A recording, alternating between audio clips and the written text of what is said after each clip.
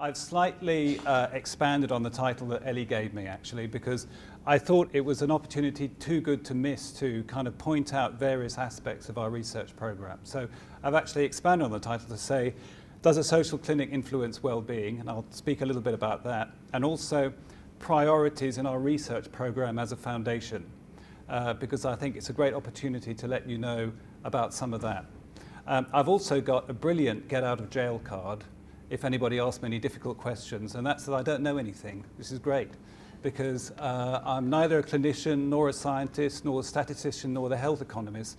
I'm really just talking about projects that we've initiated through great experts at the Leg Club Foundation, and it's really an update for you. So I'm welcome to take any questions. If I say I don't know, I really don't know, but I can actually point out perhaps towards the publication that's recently come out, which will give you the information that you need. So, great to be in that position for myself, personally. So I've been trying to ram on about some of the information about effectiveness, which I think is so important that we communicate to decision makers as an organization and as a foundation. So I've left on some of the tables here a little 4-pager, which is kind of the beginning of a program of communication that we're trying to initiate called the effectiveness of the Lindsay Leg Club model.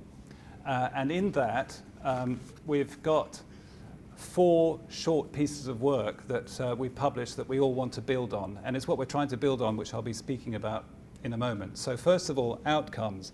I think I mentioned this time last year, a piece of research done by Professor Mike Clark when he was CEO of the foundation, where he trawled over data going back 10, 15 years in all sorts of different format and said that actually the one thing that he could come up with clearly was that leg ulcers are half as likely to recur in patients attending leg clubs as in the UK national average.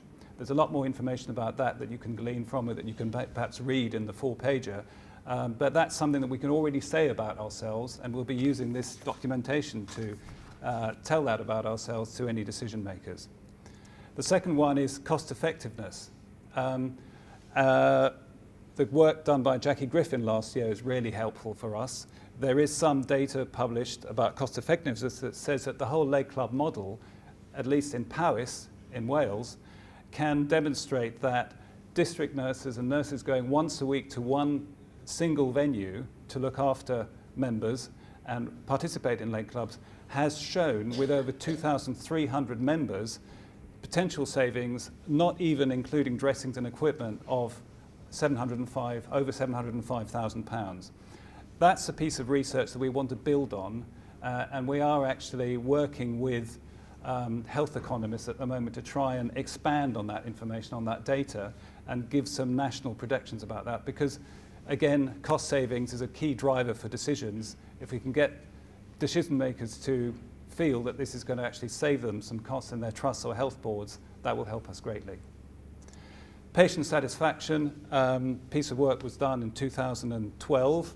Again, I think I may have mentioned it even last year, which demonstrates that there's a very high degree of satisfaction from members in the Leg Clubs network. And we did that in a fairly large study of 5 leg clubs in 2012, which came up with some interesting data, meaning generally 91% of members enjoyed the social interactions that took place in leg clubs, which is great. Wellbeing, something I'm going to speak about in a moment, that's the 4th corner of effectiveness that we want to really demonstrate. So we want to talk about outcomes, cost savings, satisfaction, and well-being in our communications to the outside world, which will hopefully enable us to grow more leg clubs. So our research focus that I'd like to discuss today is wound treatment and wound outcomes and well-being. So moving on with that, I just wanted to update you on the data collection and reporting project that we initiated, I think probably, what would you say, about 18 months ago? Some of you might have been involved with this at the leg club level, and some of you might have found it a little bit difficult to work with to start with, but we have developed a really short form, as I mentioned even last night, which gets used when the patients get registered, when the patients get seen to, and when the patients get seen to by nurses. It's really short, it's quite straightforward, took quite a bit of interaction in order to get people up and running with it, but I think that's happening. We needed to do that because we really need to demonstrate outcomes data because that's the best way to show the effectiveness of the model. The data needs to be entered in real time at individual leg clubs, and the data needs to be free of errors. The history has been quite complicated, as I've mentioned. We know about the recurrence rate, but we know that that on its own is not enough. So the data entry system has been introduced, it's been provided, and hooray, leg clubs are starting to provide error-free data, which is brilliant. So the strategy that we've got at the moment is we're only obviously going to report on data that we're 100% sure is 100% error-free. And that means we've got a phased plan of reporting data from leg clubs, what I would call a first past the post system. The first leg club that comes up with 100% error-free data we can start reporting on. Then the first two, then the first three, then the first five, and then the first half of them.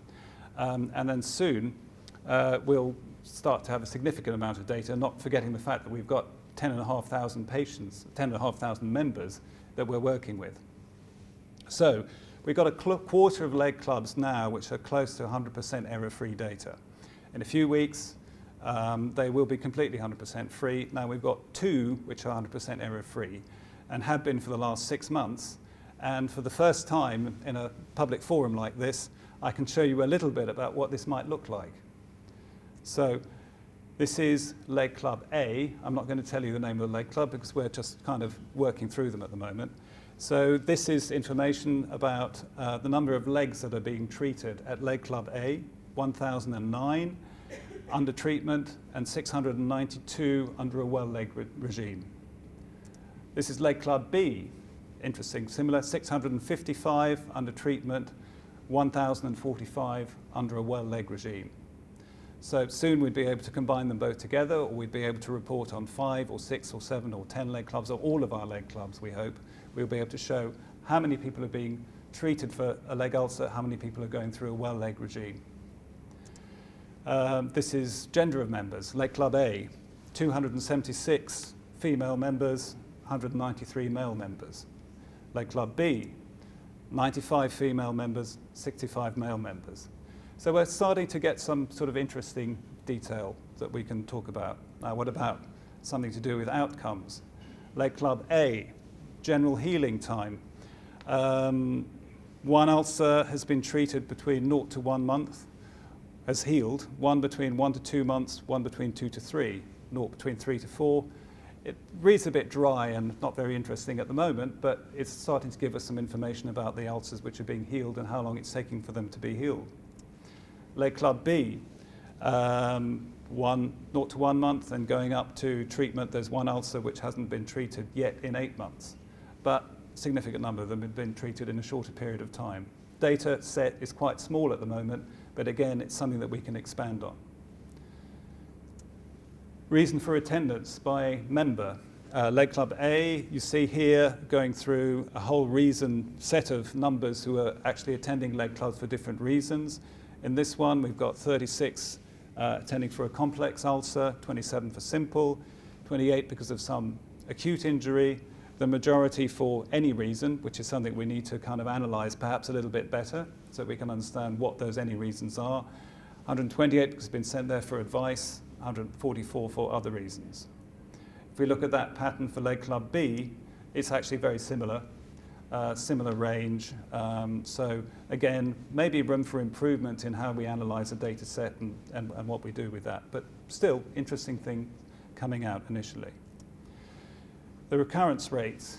Leg club A, we've got out of 79 total ulcers in 6 months, we've had 2 in leg club A which have recurred. Now, potentially very interesting because it shows a recurrence rate of 2.53%. If that was something that we could take seriously when we look at a whole raft of leg clubs and a higher data set, obviously that's an extremely small recurrence rate percentage. We don't yet know what it means, but potentially interesting.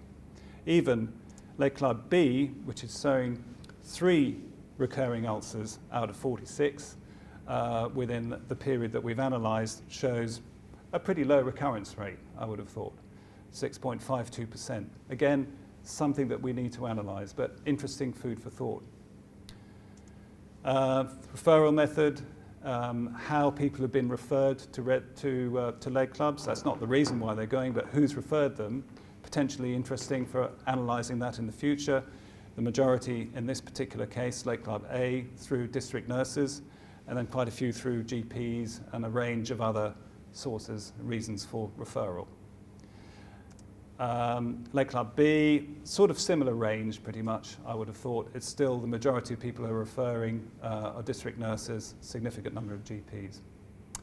So I just thought I'd give you kind of a taste of what this might look like, because this time next year, hopefully either me or somebody a little bit more expert can be standing in front of you and be giving you some really significant bits of information.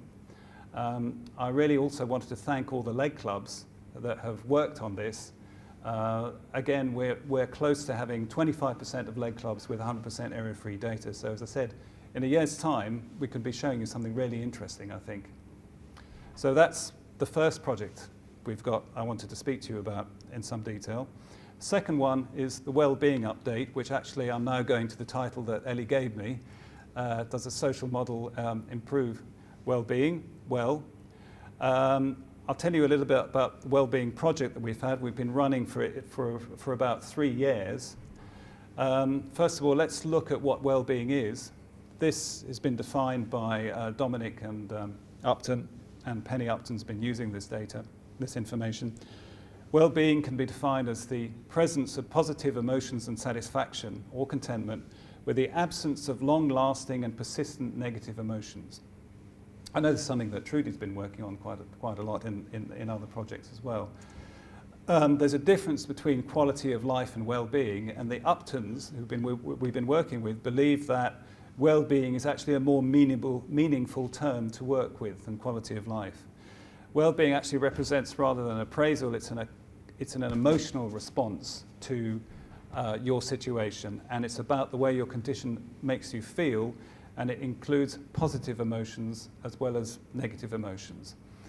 So that's what we're kind of thinking about when we're working with members and want to find out what their well-being is. It can also be divided, and this is, I don't know, it's quite easy to read, but this is the Uptons then divided well-being in different large domains: physical, social, and mental. All of those are subdivided into lots of different other aspects that we hopefully at some point can be analysed on their own. And these are the factors that may influence well-being. So what is going to upset the well-being balance or bring the seesaw down? If you look at the arrow going upwards, the things that will negatively affect well-being is the wound, the treatment, the pain that's being experienced by the patient or member, the odour for the wound, the amount of exudate, the social isolation that we've discussed many times that is concomitant with having a wound, and the psychological consequences. What actually creates a positive result, pushing the seesaw down, is increased ability to cope, increased or innate resilience in the patient or member.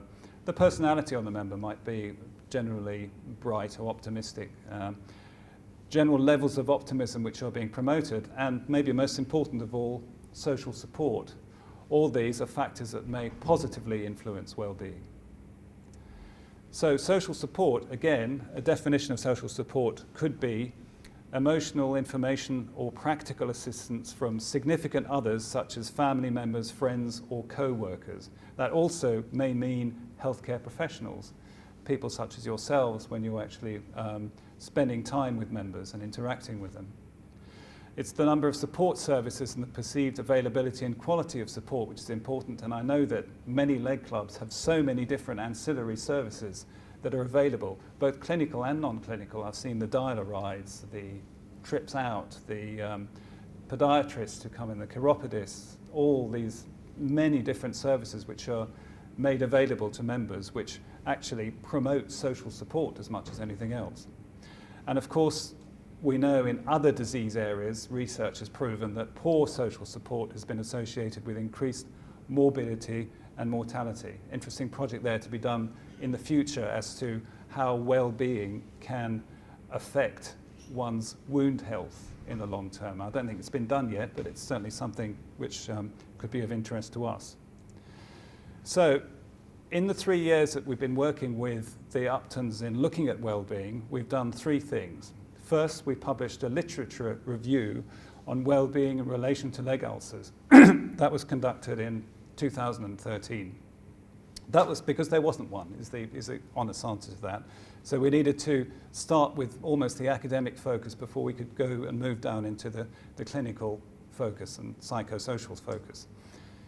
Last year, we actually developed, or was developed in conjunction with us, a well-being questionnaire, which then had to be validated, which assessed the well-being of members, of people, and it was designed specifically for use in leg clubs. It was a questionnaire developed in 3 parts. And the final phase of this project was using this questionnaire on leg club members in leg clubs.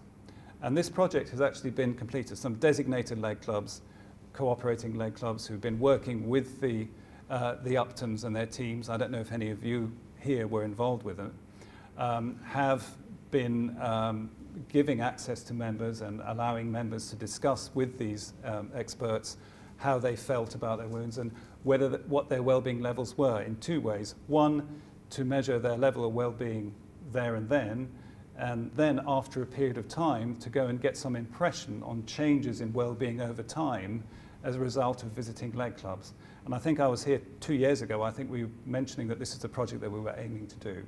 So I'm pleased to say that it's been done. The inventory I've mentioned, and these are some quite sort of technical definitions of what the inventory is. I don't think I need to go into them in any great detail now. I'm going to point you at the end of this talk towards a paper which has just been published, which can give you a lot more detailed information about it, which would be interesting. What we wanted to do with phase 3 is prove or discuss this following thing. Do social support mechanisms actually influence well-being? So we wanted to assess the impact of leg club attendance on well-being over time, as I've mentioned, identify the contribution of leg club attendance and other physical aspects related to and wound-related factors related to well-being, and finally, explore individual perceptions of how leg club attendance impacts on the experience of living with a wound. This is what was come up with in the article, which has actually just been published and is just available. The first copies were actually given to me this morning from the Journal of Wound Care, and it's the publication that Richard White mentioned last night at the dinner. It's the September issue of the Journal of Wound Care. We might be able to obtain some reprints of it, but it's a paper called Contribution of the Leg Club Model to the Well-being of People with Chronic Wounds, which is over here. And in the article, there are a number of different, I think this chart is really interesting, because there's a number of different aspects to well-being where the changes over time were demonstrated through the study. So, for example, life satisfaction. So we've got a little chart here on the bottom which says improved in the darker bar, no change in the single bar, and decreased in the sort of mid bar. There's actually only one area where there was a decrease in well-being under the subheading enjoyment of activities. We don't know why that was, but that's just one small area. But generally, we can see quite significant increases in all these different aspects of well-being. So, for example, almost 60% increase in life satisfaction, 45% increase in enjoyment of activities, 45% increase in self-esteem, saying positiveness about the future, attitude towards life in general, very significant, over 80% increase in attitude towards one's own treatment and treatment process. Social satisfaction, 50%, mood, significant increases, attitude towards one's wound, almost 80%, and attitude towards one's pain, just under 40%, all improvements in a number of different areas. Personally, I think it's fascinating. I think it'll be interesting to have the Uptons back here again to go through it in a lot of detail, more detail in front of all of you. But it's a really interesting start to the research process that we're doing on well-being. Because well-being is just so important, and the conclusion that's made in the paper is, yes, the leg club model has been shown to improve the well-being of members. in the following way. One, it clearly impacts, Lake Club membership clearly impacts well-being for the better. Social support has an important role to play in this relationship, and establishing the connection between well-being and outcomes will be, I think, the final aspect of will square the circle, will be the final aspect of the work, because it'll be really interesting to do a piece of work within wound care that shows actually improvements in well-being actually may have an improvement in treatment outcomes for wounds, which I think is potentially very interesting. So, does a social clinic influence well-being? Question, answer, it pretty much looks like yes. It pretty much looks like that's what we've all believed for a long time, and I'm really, really excited to know that a piece of work has just been published on our behalf, literally this morning, that demonstrates that the answer is yes. So I think on that note, I'd like to thank everybody who's been working with us on this, specifically Richard Lindsay, who developed the initial outcomes database concept, William Matado and Joe Cottrell have been working on the actual database, and also with the Wellbeing Project, Dominic Upton, Penny Upton, Rebecca Alexander, their co-author, and finally Ergo Limited, and the Ergo Foundation, who both gave us funding 3 years ago and then 2 years ago to pursue this project, which has come up, I think, with this excellent result. So thank you very much.